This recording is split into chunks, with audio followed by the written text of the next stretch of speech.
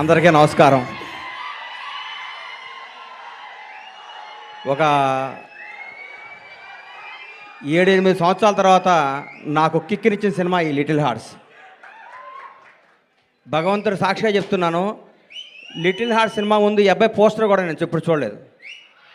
ఈ అబ్బాయి ఇట్లా యూట్యూబ్ తిప్పుతుంటే మా అమ్మ నాన్న తిరుపతి తీసుకెళ్ళాలనుకుంటే నాకు పెద్ద టూరు, అట్లాంటి ఫారెన్ తీసుకెళ్ళడం కానీ ఆగిపోయాను. ఎందుకంటే నన్ను అమ్మ నాన్న లవ్ చేసేవాడంటే నాకు అంత ఇష్టం, అక్కడ ఆగిపోయాను.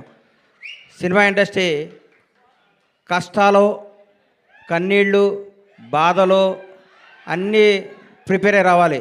ఎవరో కొన్ని 100 కోట్లకు ఒక ఆయన ఉంటాడు, ఒక స్టార్ కామెడీ కొడుకుగా పుడతాడు, ఒక మెగాస్టార్గా బామర్దిగా ఉంటాడు, ఒక ఐకాన్ స్టార్కి తండ్రిగా ఉంటాడు. అట్లా ఒక 100 కోట్ల కూడా ఉంటాడు. అందరూ అట్లా ఉండలేరు, మన అందరూ కష్టపడాల్సిందే తప్పదు. అట్లా ఇప్పుడు కాలు మీద కాలు వేసుకుంటాడు. ఆయన ఎవరికి అందుబాటులో ఉంటాడు, ఆయన ఎవరు అనుకుని ఆయన అందుబాటులోకి వెళ్తారు. అది జీవితం అంటే.